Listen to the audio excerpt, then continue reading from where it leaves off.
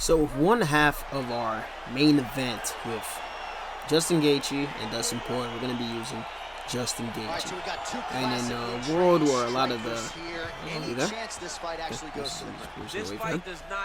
in a world where not a lot of top contenders like to fight each other in certain weight classes, it's always refreshing to see two previous title challengers fight against one another. And we're gonna be due for an incredible fight. I know that for a fact. And we're gonna try to emulate Justin Gaethje to the best of our ability. Of course, he has a signature block, which can be done by holding R1 and R2 at the same time. That will help you block all round shots, and the only thing that it can't block any straight shots that go down the middle. So this is a good. It's obviously an ideal matchup. Is what we're going to end up having to work. Gaethje, he does have wrestling takedowns in his back pocket. It was actually a cool way to took down Rafael Vazeev. And he said, he said, I finally pulled out the wrestling. Now I can leave me alone about it. But he uses his wrestling in a different way. Like he work a lot off of the collar tie, work a lot of the stretch from there. Plays the role of a bruiser. Doesn't really back down, brother. You need to relax. Doesn't have to play too much of the jiu-jitsu game, of course. We're gonna stand right back up. And he's had a few shifts in his style. He's still somebody that will honestly tell you that he needs to, relax. He needs to chill. Can't go do anything too crazy. He gets, oh, come on, double elbows. He needs to make sure that he stays disciplined. And he stayed very disciplined against Rafael Vazeev. And that was a very, very, very impressive performance from Justin. Because many people just kind of assumed that Vazeev was just going to run right through him. And man, what a way to remind people that you still got a title run in you. He made those changes too with I think the best version when the real big announcement party that Justin had shored up his fighting style a bit was the Tony Ferguson performance. That was the big one. Brother, you need to do something different. Brother, you need to do some other shit. Hold on. Brother, this is not the way. This is not the way with Dustin the Diamond Poirier. Oh, why are you taunting? Why are you taunting? It is not the time for you to be taunted. You're getting you're just walking in to these shots. You see, if Dustin fights like this, he's going to get... Anybody fights like this against... What the fuck are you doing? Of course. That's what you're waiting for? That's what you're waiting for? Just a little mistake. A little something. That carved the wood stack came in handy. 30 seconds now to go in the round. You are vastly underutilizing Dustin Poirier's moveset. Ay. Alright, so a good job by him here. He Backstep continues cross. to block these shots. Seems to Try backstep. I haven't really tried the backstep cross. Oh, of course that rocks me. Okay, we got a little sucio Dustin, huh? A little sucio travieso, huh? See, when I see this, it just breaks my heart a little bit because Dustin can be so much better than this. But we got the knockdown. Those rocks ain't nothing. We all know Justin Gaethje can shake off a couple rocks. He does have 5 perks. The carved of wood one being a really solid one considering his uppercuts and hooks are at a solid level. I believe they're I think his lead hook might be level 4 or 5. Uppercuts level 4 or 5. So in the middle of exchanges, if your head health becomes lower than your opponent, then you get like a +3 to your head health, and that applies to leg health, body health as well. So it allows him to kind of stay in there and really do battle with his opponents. And brother, I'm not waiting for you this time. I'm not waiting for you this time. You had your time. You had your time. You had your time. Okay. I guess he just kind of mentally folded. I guess that's what it was. He just kind of mentally folded.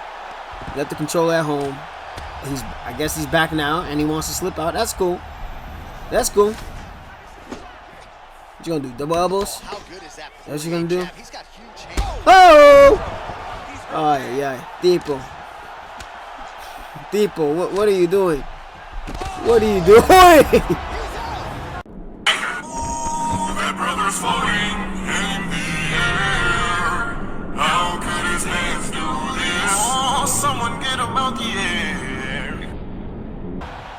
Oh my god. No respect. We don't play that around here. We don't respect that type of diamante. That ain't the diamante that we respect around these spots. We don't rock with you. We don't rock with that. You got them high-level boxing combinations. You gotta use them. You gotta use them. Alrighty. It's fun. Another Dustin. Gotta love all the Dustins. Gotta love all the Dustins. Touch him up. Okay, touch that one. That's cool. Ain't no worries. Rolling Thunder, baby. If you guys don't recall, Justin Gaethje actually landed a Rolling Thunder against Dustin Poirier, which was absolutely fucking nuts. Cause think about that shit. That shit will land on the back of your fucking shit.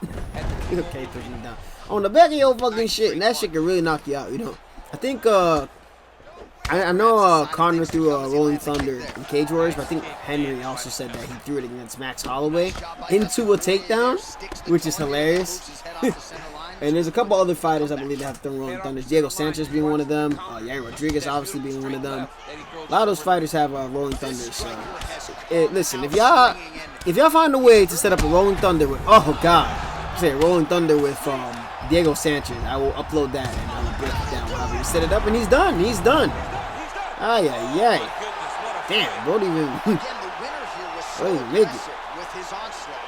Like, that's I was hoping he'd last much longer than that, but it just seems like this is gonna be the theme with the Ustins, Justin and Dustin, eh? This type of time we're on today. It's a good old wombo combo. That wombo combo, especially the uppercut left hook. It is so.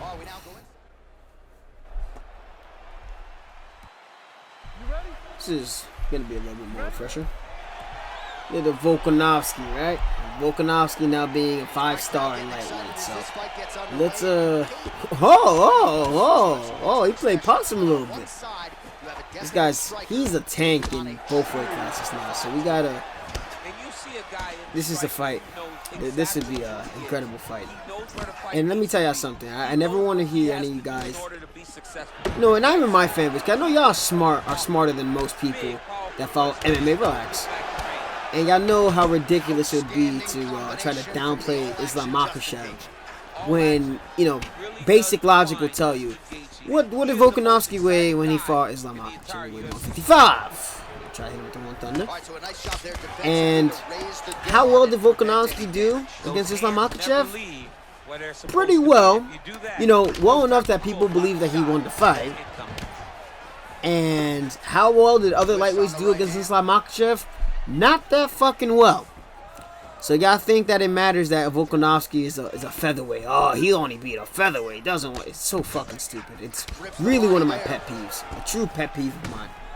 But, you know, like, the man is extremely fucking skilled, and that's why he has the stats that he does have. But we're gonna make it work with Justin. So block.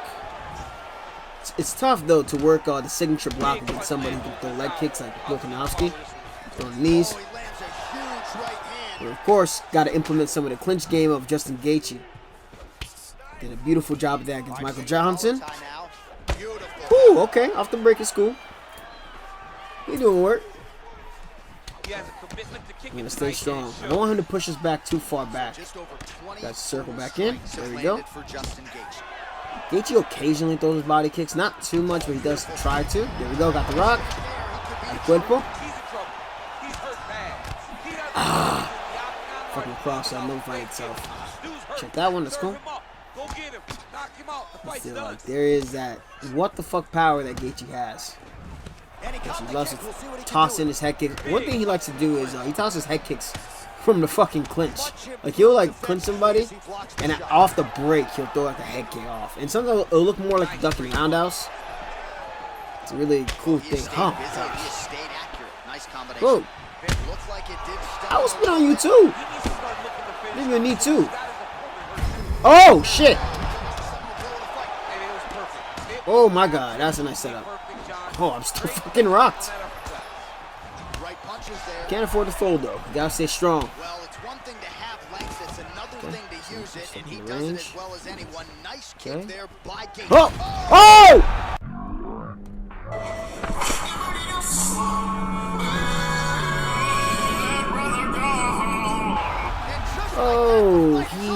probably meant, I don't know if he meant to throw a body tee, but I assumed he was just going to kind of step back and start punching, but I don't know if he meant to throw a knee. I mean, he was kneeing. Wow.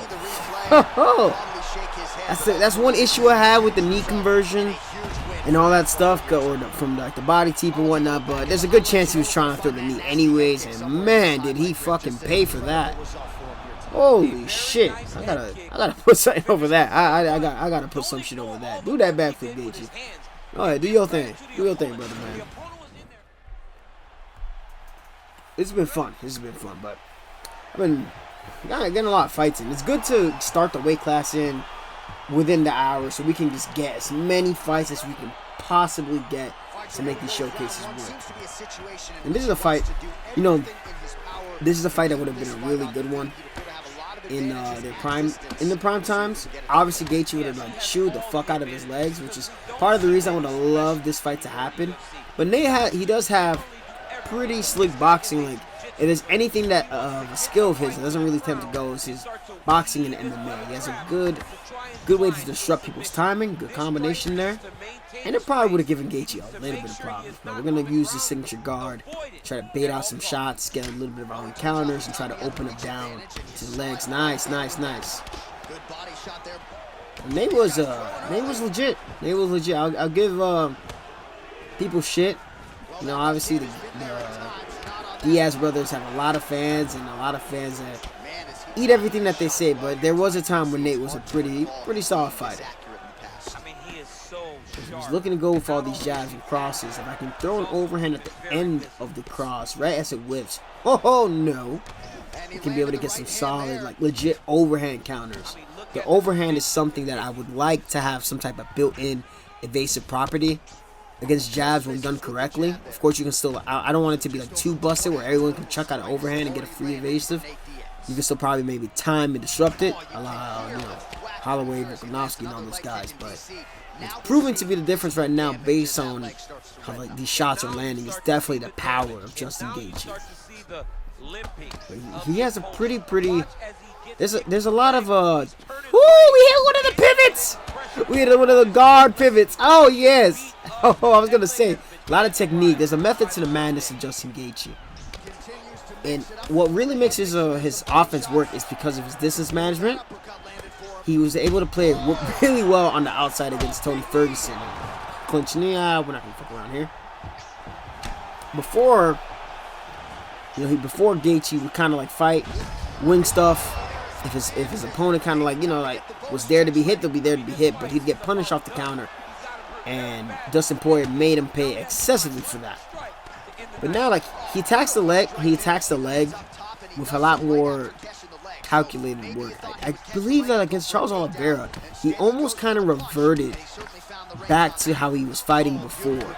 I felt like he was trying to rush the issue a little bit too much because he was just kind of ready to go, so worried about the jiu-jitsu of Charles Oliveira. And look, when you stun somebody on the ground, if you enter guard accordingly, like right there, you know, jiu-jitsu is jiu-jitsu, right? Wrestling is wrestling. You stun somebody hard enough, they're not going to be able to have their wits about them to do it at the highest level possible if you're smart about it. And I think, if anything, if not even, not just Justin, but Dustin as well.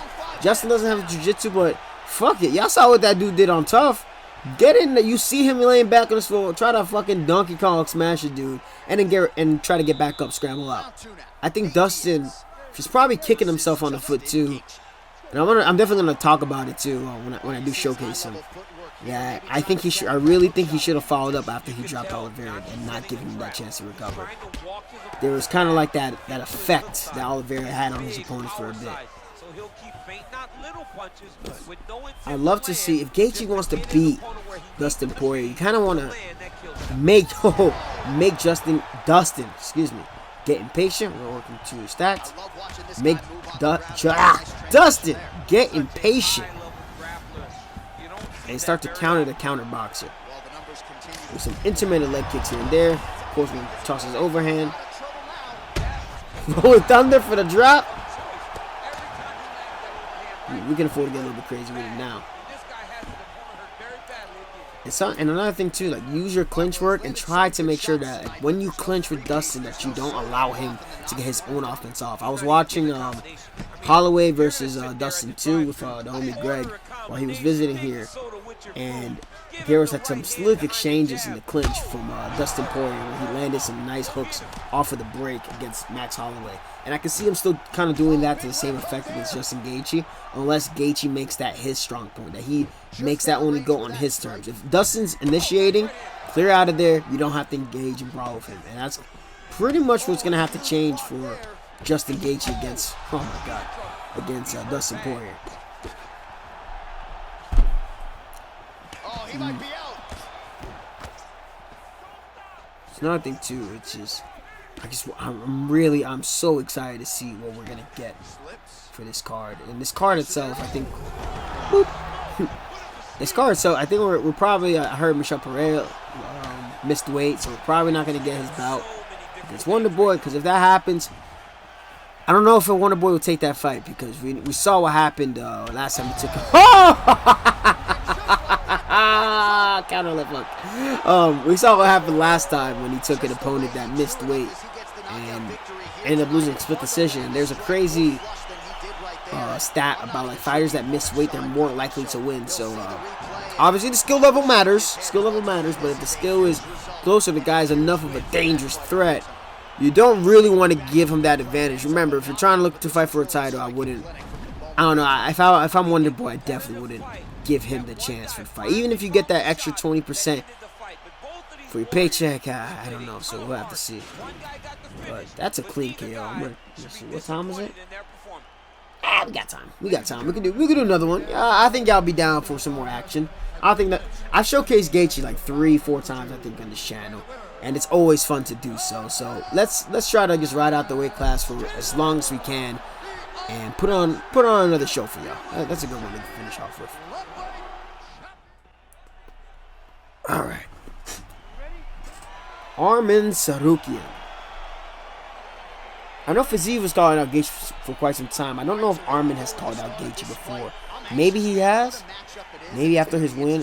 Was it against Joel Alvarez or somebody else? Oh yeah. This is a smart little Tsarukyan, huh? He's playing the distance game himself. I definitely would like to see this fight. If anything, I think Tsarukyan should probably fight the loser of Justin and Dustin. I think he should absolutely do that. Okay, this guy's gonna make me chase, so let's not bum rush him too much. Good check. He blocks the punch.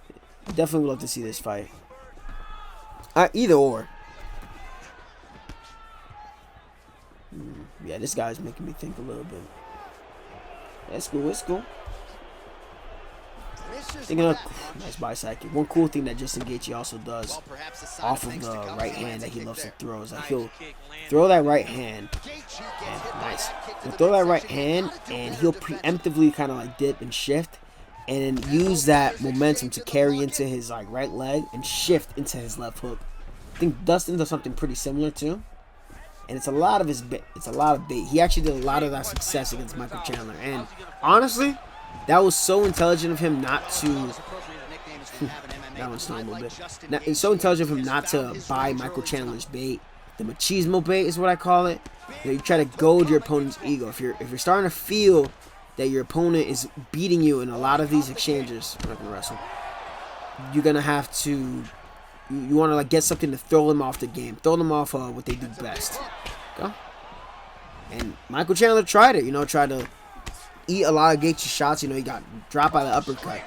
And a lot of people don't understand, if you see shots coming, if you accept that you're going to be hit, it's going to be a lot harder to get knocked down because you're aware of it. You can kind of roll with it a little bit slightly. It's the shots that you don't see that really put you out, or if you've taken too much damage. What the fuck? I threw a lead leg kick, but okay. But I definitely, there we go. Signature block. I definitely like to see that. That was very, very mature of Justin Gaethje to do that. And also, even Dustin around us. Fuck. Dustin against Michael Chandler. Michael Chandler, when I watched that fight back, aside from all the other fouls that he was committing when he was on top, in the first round, that sequence where Joe Rogan was going, "Ah, he's hurt! Ah, he's hurt! That's his hurt! Ah, whatever." The hell, in that little flurry, like that all started because of a headbutt. And I was so fucking pissed when I was watching that. Like, dude, he just fucking headbutted him. And the ref wasn't willing to stop it. And then, of course, then Dustin's able to knock down Michael Chandler. Well, he's doing a nice job here blocking these shots. And like swing momentum in his favor, and of course ended up submitting him with that. But I love seeing that type of composure and discipline from fighters. When it can be it's very easy to, you're throwing fists at each other. It's very easy to just go that other person into a match that they don't want to do because you're like, fuck, I'm not really hurting them, getting them out of there. But the real focus is being able to fight to get the win. And Justin Gaethje, he has more